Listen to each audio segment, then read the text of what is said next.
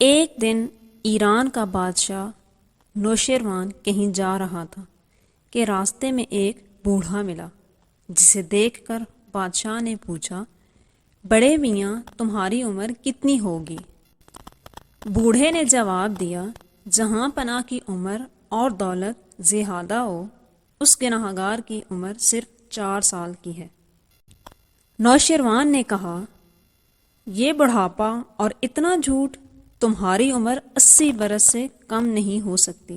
بوڑھے نے جواب دیا، جہاں پناہ حضور والا کا اندازہ بہت درست اور بالکل صحیح ہے، مگر 80 میں سے 76 سال اس عاجز نے یوں ہی گنوا دیے، جن میں صرف اپنا اور بال بچوں کا پیٹ پالنا ہی کام سمجھتا رہا، اس کے سوا نہ کوئی نیکی کمائی، نہ کسی غریب کی مدد کی۔